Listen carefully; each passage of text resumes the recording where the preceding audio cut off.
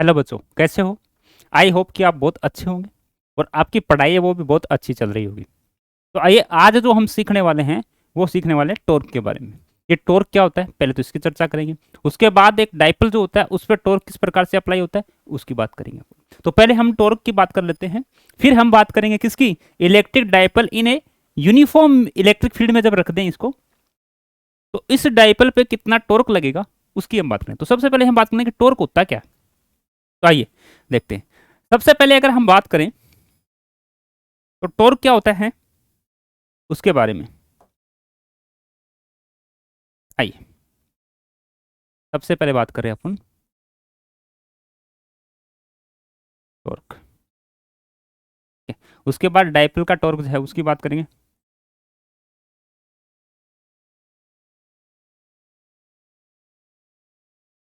Electric field, और electric field कैसा होगा,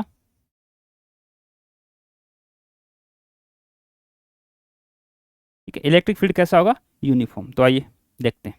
सबसे पहले अगर हम बात करें टॉर्क की, तो टॉर्क क्या होता है उसको देखिए।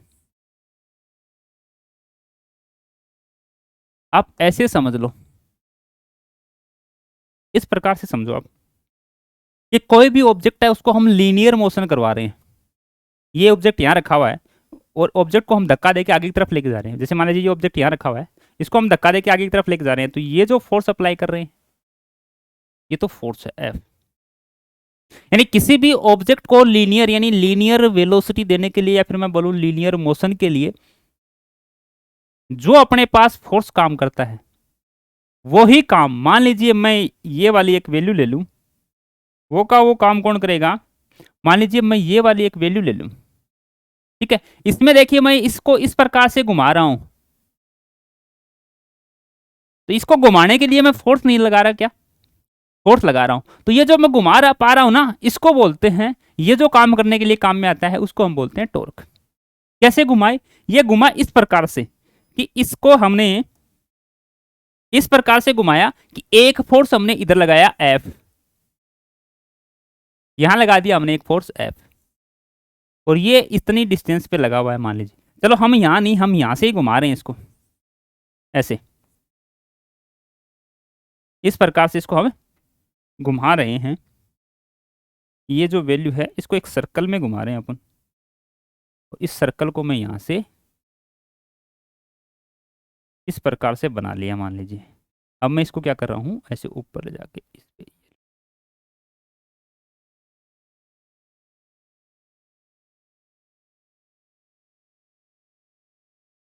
ये लो, हम इस सर्कल पे इसको घुमा रहे हैं ऐसे,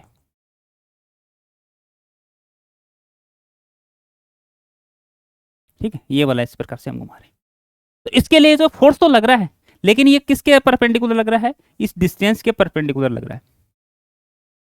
जो काम इसको लीनियर मोशन फोर्स करवा सकता है, उसी प्रकार से किसी ऑब्जेक्ट को हमें क्या करवाना है, सर्कुलर मोशन करवाना है। तो उसके लिए हमें जरूरत होगी किसकी, टॉर्क की।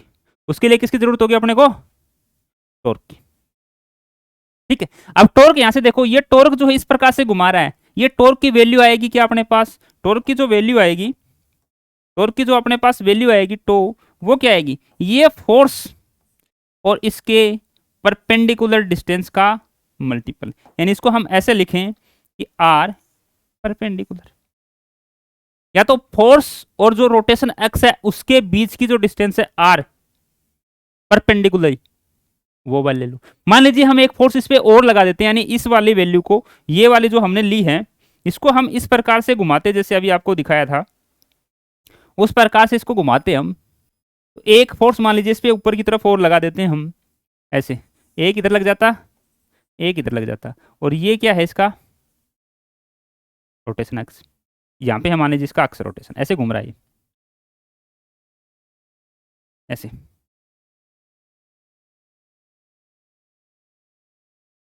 इस प्रकार से इसको घुमा रहे हैं अपन, ठीक है।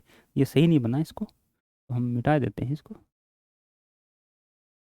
आप समझ गए होगा, सर्किल में इसको घुमा रहे हैं अपन, ठीक है। ऐसे वाली कंडीशन में इस पे इस लाइन में फोर्स लग रहा है ऐसे, और इसका इस वाले के अलोंग लग रहा है, तो यहां से अगर हम देखें तो टॉर्क किस प्रकार से लिखेंगे, तो एक फोर्स इधर लग रहा है, दूसरा फोर्स इधर लग रहा है। अगर दोनों सेम वैल्यू के हैं तो एक फोर्स की वैल्यू, और ये लो, ये इस पे टॉर्क लग रहा है। तो आई होप आपको समझ आया कि टॉर्क होता है क्या। लीनियर मोशन कराना तो फोर्स की जरूरत है, अगर हमें सर्कुलर मोशन करवाना है तो क्या चाहिए अपने को, टॉर्क चाहिए। जैसे हम दरवाजे को खोलते हैं और बंद करते हैं, वो एक रोटेशन एक्स के अलोंग घूम रहा है ऐसे,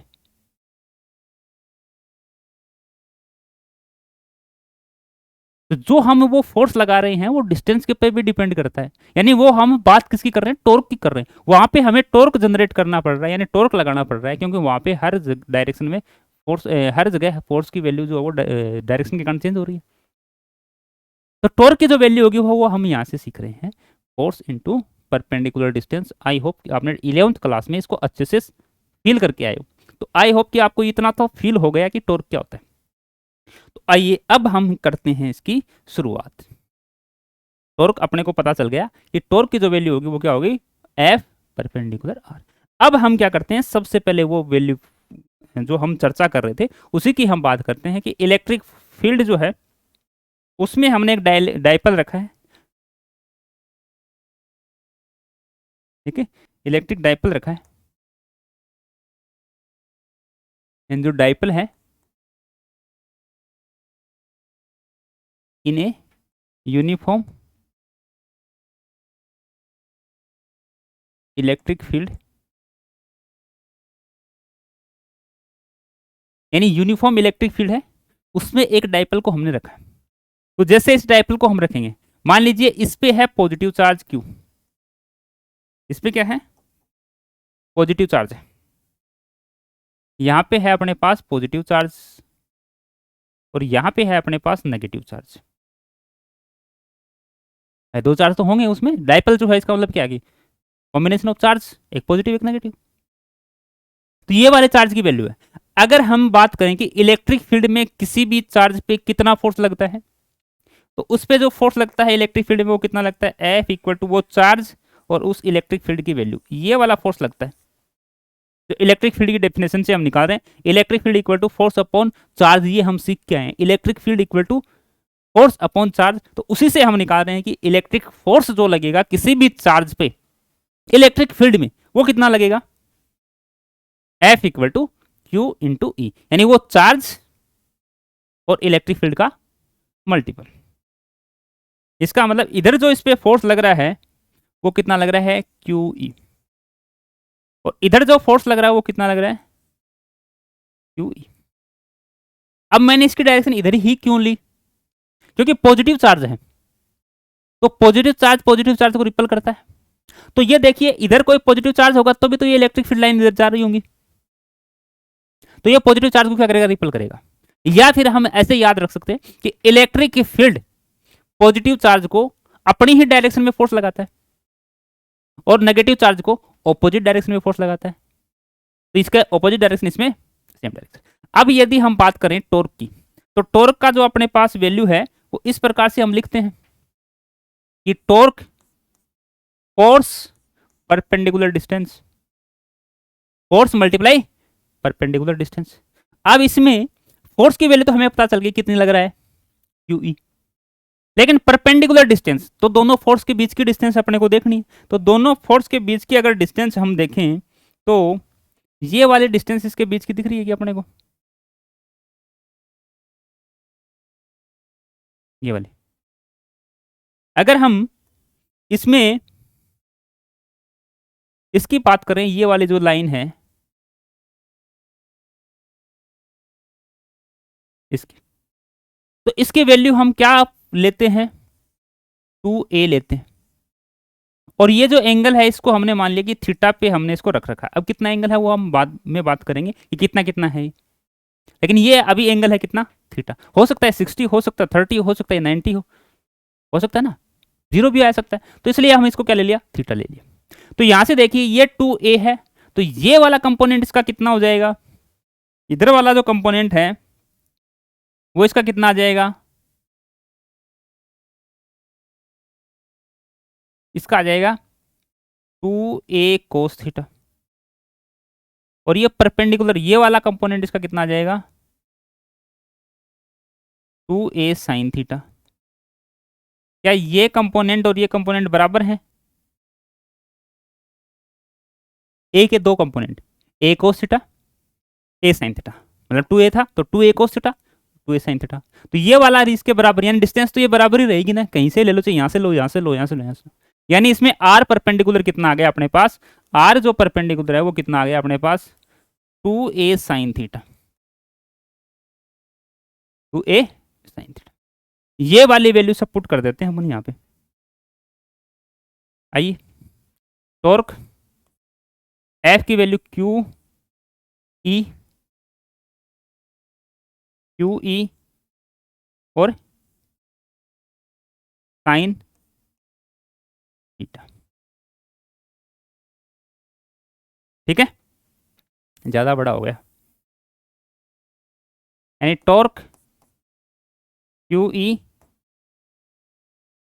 साइन थीटा, ठीक है। अब देखिए यहां से अगर हम, अरे साइन थीटा के साथ 2a भी तो था, वो कहाँ छोड़ दिया हमने, 2a साइन थीटा। अगर मैं इसको इस प्रकार से एडजस्ट कर लूं थोड़ा सा कि torque equal to Q 2a E sine theta, कर सकते हैं इसको एडजस्ट, इसके साथ इसको लिख सकते हैं। अब हमें पता है कि ये वाली जो वैल्यू है, ये वाली वैल्यू, ये क्या है, मोमेंटम p है, मोमेंट p, यानी इसको हम लिख दिया torque equal to P E sine theta. यहां से अब हमारे पास ये जो p था ये क्या था, q और 2a की वैल्यू थी, q और 2a की वैल्यू थी, ठीक है। अब हमारे पास ये वैल्यू आ गई। अगर इसको मैं वेक्टर फॉर्म में लिखना चाहूं, हमारे पास जो वैल्यू आई है वो ये आई है कि torque P moment and dipole moment E sine theta. अगर मैं इसको वेक्टर फॉर्म में लिखूं तो क्या लिखूंगा, टॉर्क के ऊपर वेक्टर लगाऊंगा, और ये हमारे पास है साइन, तो इसका मतलब ये क्रॉस से आया होगा, ये लो। अगर इसको हम सोल्व करें तो क्रॉस की जगह हम साइन लिखते हैं, जैसे ही क्रॉस हटाएंगे तो साइन लिखेंगे, तो पी साइन थीटा आ गया अपने पास। यानी ये वैल्यू हमने फाइंड कर ली किसकी,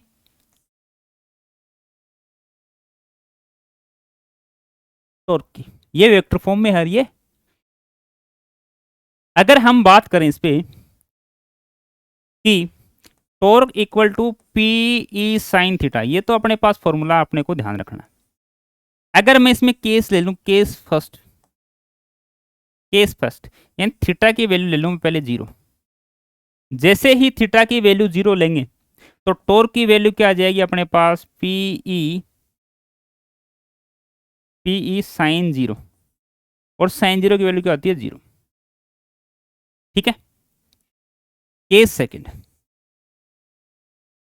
जैसे ही हम केस सेकंड लेंगे और इसमें थीटा की वैल्यू ले लें 90 डिग्री, थीटा की वैल्यू कितनी ले लें 90, तो देखो torque equal to P E sine 90, P E sine 90, तो यहां से वैल्यू क्या आ जाएगी टॉर्क की, पीई। एक केस और ले लेते हैं जिसमें हम केस थर्ड की बात कर रहे हैं, थीटा इक्वल टू 180, यानी तो इक्वल टू पीई साइन 180, और साइन 180 की वैल्यू क्या होती है 0, तो टो की वैल्यू क्या आ गई 0। ये यहाँ पे टॉर्क 0 लग रहा है, यहाँ पे टॉर्क मैक्सिमम लग रहा है, यहाँ पे 0 लग रहा है, यानी दो कंडीशन में टॉर्क 0 हो रहा है। इस कंडीशन में 0 है मतलब मिनिमम है, ये मैक्सिमम टॉर्क लग रहा है, और ये भी मिनिमम ही है वैसे। अब इसमें एक चीज और सीखनी है अपने को। एक चीज क्या है, अगर ये वाली कंडीशन है, ये वाली कंडीशन है, तो इसको बोलते हैं स्टेबल इक्विलिब्रियम। स्टेबल इक्विलिब्रियम, ये वाली कंडीशन है तो ये क्या है, अनस्टेबल है, और ये दूसरा है अनस्टेबल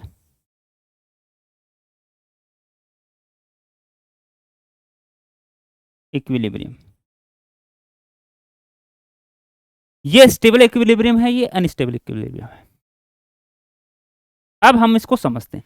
इक्विलिब्रियम का मतलब क्या होता है, जहां पे नेट फोर्स जीरो हो, और रोटेशनल इक्विलिब्रियम का मतलब क्या होता है, जहां पे नेट टॉर्क जीरो, यानी टॉर्क का नेट टॉर्क जो वैल्यू है वो क्या आ जाए, जीरो। तो इसका मतलब ये क्या है, इक्विलिब्रियम में। अब दो वैल्यू वैल्यू हमने स्टेबल और अनस्टेबल। भाई एक जगह तो स्टेबल है, दूसरी जगह अनस्टेबल है, इसका क्या मतलब है, आइए इसको हम इससे समझते हैं। मान लीजिए मैं इसको यहां से घुमाते घुमाते घुमाते यहां रख दूं, तो ये अपने पास डाइपल था, इसको घुमाते घुमाते घुमाते मैंने यहां रख दिया। जैसे मैं इसको यहां रख दिया, अब देखो ये फोर्स इधर लग रहा है, एक पे इधर लग रहा है, दोनों फोर्स एक दूसरे के ऑपोजिट डायरेक्शन में है। अगर आप इसको थोड़ा सा ऊपर नीचे करके छोड़ोगे तो भी ये वहीं पे आ जाएगा वापस। अपने 11th क्लास में इक्विलिब्रियम की कॉन्सेप्ट पढ़ी थी, उसमें आपने एक ऑब्जेक्ट को 3 पोजीशन पे रखा था, एक तो रखा था ऐसे ढलान में, एक सबसे ऊपर, और एक हॉरिजॉन्टली पे। तो उसी प्रकार से यदि हम इसको देखें तो ये इधर आ गया, यहाँ पे इस पे नेट फोर्स की वैल्यू जीरो हो गई। अब इसको थोड़ा ऊपर नीचे आप खिसका भी दोगे तो भी अपनी पोजीशन पे आ जाएगा, यानी इसको आप थोड़ा सा यहाँ तक करके छोड़ दिया तो भी अपनी पोजीशन पे आ जाएगा। वो बात अलग है कि ये एसएचएम करेगा, उसकी बात नहीं कर रही, ये अपनी पोजीशन पे आ जाएगा लास्ट में। इसको बोलते हैं स्टेबल इक्विलिब्रियम, यानी ये इसकी स्टेबल पोजीशन है। इसके उल्टा करें हम, यहां से घुमाए घुमाए घुमाए घुमाए, ये लो, इससे पॉजिटिव पे इधर चार्ज लग रहा है, नेगेटिव पे इधर फोर्स लग रहा है, यानी पॉजिटिव चार्ज पे इधर फोर्स लग रहा है, नेगेटिव पे इधर लग रहा है, तो इसको घुमा के हमने यहाँ छोड़ दिया। अगर आप थोड़ा सा भी इसको ऊपर नीचे किया तो ये घूम के कहाँ जाएगा, यहाँ आ जाएगा। यानी इसको जब तक ये स्ट्रेट लाइन बैठा है आराम से, तब तक इस पर टॉर्क जीरो है, क्योंकि डिस्टेंस क्या आ गई, जीरो आ गई दोनों फोर्स। लेकिन थोड़ी सी भी आपने इसको डिस्टेंस दे दी, ये पूरा घूम जाएगा। इसको बोलते हैं अनस्टेबल इक्विलिब्रियम, यानी इस पोजीशन पे जीरो तो है लेकिन परमानेंट नहीं है, थोड़ा सा भी आप ऊपर नीचे किया तो ये पूरा घूम जाएगा, यानी स्टेबल की तरफ भाग जाएगा, उसको बोलते हैं अनस्टेबल। और 90 पे रहेगा तो फोर्स रहेगा मैक्सिमम, इधर भी फोर्स लग रहा है इधर भी फोर्स लग रहा है, तो टॉर्क क्या रहेगा, मैक्सिमम। अब इसमें जो हमारे पास फोर्स आता है नेट फोर्स, वो आता है जीरो, इसलिए चल नहीं सकता, घूमेगा ही। ठीक है, तो इसका नेट फोर्स क्या आता है, जीरो।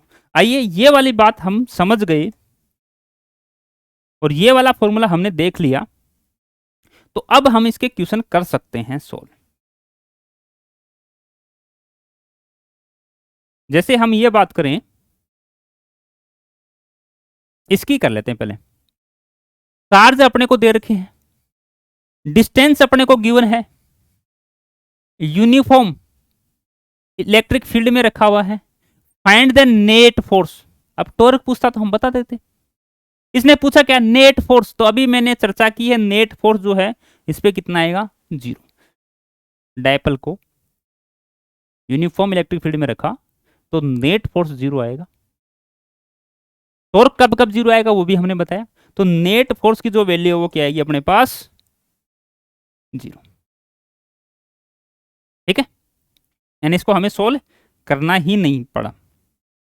आइए इसकी अगर हम बात करें तो देखिए, डायपोल विथ मोमेंट, मोमेंट दे रखा अपने को P, और इलेक्ट्रिक फील्ड दे रखी है और एंगल दे रखा है, और टॉर्क हमें फाइंड करना है। तो टॉर्क आराम से फाइंड कर सकते हैं, torque equal to P E sine theta.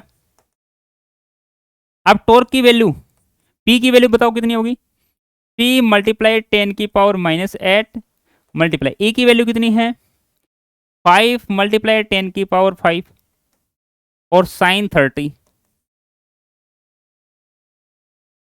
रख दी हमने वैल्यू। यहां से हम टॉर्क निकाल सकते हैं, टॉर्क इक्वल टू, देखो ये कितना हो गया 15 मल्टीप्लाई 10 की पावर -3 मल्टीप्लाई, और साइन 30 की वैल्यू कितनी होती है 1/2, तो 1/2, यानी ये कितना आ गया 7.5 मल्टीप्लाई 10 की पावर -3। यूनिट क्या होती है इसकी, डायपोल की जो अपने पास टॉर्क है उसकी यूनिट क्या होती है, देखो ये यहाँ पे हमने इसको क्या लिखा है, फोर्स इंटू परपेंडिकुलर डिस्टेंस, यानी फोर्स की होगी न्यूटन और परपेंडिकुलर डिस्टेंस की होगी मीटर, यानी यूनिट क्या होगी इसकी unit of tau, newton metre, यानी इसकी यूनिट क्या आ गई अपने पास, न्यूटन मीटर। कितना है 7.5, 7.5 इन दो ऑप्शन है अपने पास 7.5 के, 10⁻³ और 10⁻⁴, तो 10⁻³ अपने पास आया है, 10⁻⁻3, तो option number first is correct answer, एकदम इजी। ठीक है, अगला और देखते हैं, ये देखो, an electric dipole is place at angle of 30 degree with the electric field intensity is, ये यानी इलेक्ट्रिक फील्ड की वैल्यू दे रखी है, एंगल दे रखा है, और अपने को टॉर्क दे रखा है। Calculate the magnitude of charge, charge की वैल्यू हमें बतानी है, और जो पोल की जो लेंथ है, डाइपोल की लेंथ है वो कितनी है, 2 मीटर, 2 सेंटीमीटर। यानी हम टॉर्क की बात करें तो टॉर्क होगा tau equal to P sine theta. अब टॉर्क की वैल्यू अपने को गिवन है 4, पी मोमेंट की वैल्यू नहीं पता, ई की वैल्यू अपने को गिवन है 2 × 10⁵, और साइन 30 की वैल्यू होती है 1/2, यानी ये 2 से 2 काट दिया अपने, तो इधर देखें तो ये आ गया 4 × 10⁻⁵ इक्वल टू पी, क्योंकि ये इसके नीचे आएगा, नीचे को मैंने ऊपर भेज दिया, ये 10⁵ 4 के अपॉन में आएगा, इसको ऊपर भेज दिया। अब हमें पता है कि पी की जो वैल्यू होती है, यानी मोमेंट जो है उसकी जो वैल्यू है उससे हम निकाल सकते, देखो P इक्वल टू क्या होता है, Q और बीच की डिस्टेंस एंड 2a, अप्लाई करें, देखो P की वैल्यू अपने पास आ गई 4 × 10⁻⁵, Q हमें फाइंड करना, और ये डिस्टेंस अपने को दे रखी है 2 × 10⁻², क्योंकि सेंटीमीटर में था तो इसको हमने मीटर में कन्वर्ट करके 10⁻² लिख लिया। अब इसको यदि हम सोल्व करते, देखो ये कितने टाइम कट जाएगा यहाँ से, ये अगर हम देखें तो देखो 2 से 2 टाइम, ये 10⁻², ये 10⁻⁵, तो ये 10⁻3, यानी 2 × 10⁻³ कूलाम इक्वल टू चार्ज, 2 × 10⁻3। अब 2 × 10⁻³ को हम क्या लिख सकते हैं, मिली, तो ये लिख रखा है 10⁻³ मिली कूलाम। ठीक है, ये वाली वैल्यू हमने फाइंड करनी। आई होप कि आपको समझ आया। अब देखिए एक चीज हमने ये तो इक्वेशन में फाइंड की थी, ये वाली वैल्यू तो हमने देखी थी कि मोमेंट P है, इलेक्ट्रिक फील्ड E है, तो टॉर्क की वैल्यू हमें बतानी है। तो टॉर्क देखो, ये टॉर्क, ये P और ये E, ये टॉर्क, ये P और ये E, ये टॉर्क, ये P और ये E, इसमें से कौन सा रिलेशन इसका एकदम सही है। तो देखो रिलेशन हमने देखा था, तो इस प्रकार से इसको वेक्टर फॉर्म में लिखा था, तो ये वाली वैल्यू थी tau equal to P × E, P × E, तो ये P × E, P पहले ही आना चाहिए, P × E ही होना चाहिए इसका, अगर इसका उल्टा लिख दिया तो भी क्या होगा, वो गलत होगा। तो tau equal to P × E, P × E, तो सेकेंड ऑप्शन है P × E, ये तो फॉर्मूला था अपना, 2001 में पूछा गया। ठीक है, तो आई होप कि आपको ये वाली चीजें समझ में आई। तो आज का जो टॉपिक था अपना टॉर्क के बारे में, हमने एक एक टॉपिक पे ही चर्चा कर रहे हैं, तो टॉर्क के बारे में आपको अच्छे से समझ आया होगा। अब इस पे 5-4 जितने हो सके, 5, 10, 20, 30, 40 जितने हो सके उतने क्वेश्चन आप खुद से सोल्व कीजिएगा। ये एक बार और चर्चा में आएगा जब हम वर्क पढ़ेंगे, एनर्जी पढ़ेंगे, पोटेंशियल एनर्जी जब पढ़ेंगे, तो तब हम ये वापस टॉर्क की बात करेंगे, क्योंकि फिर हम वापस उस वर्क को और टॉर्क को दोनों को कंबाइन करके फिर पढ़ेंगे, तो वहां पे फिर से हम टॉर्क की बात करेंगे। तो आई होप कि आपको अभी ये टॉर्क क्या होता है ये चीजें समझ में आई। ठीक है, तो आज के लिए इतना ही, मिलते हैं अगली क्लास में, तब तक के लिए ta-ta bye bye, okay, thank you.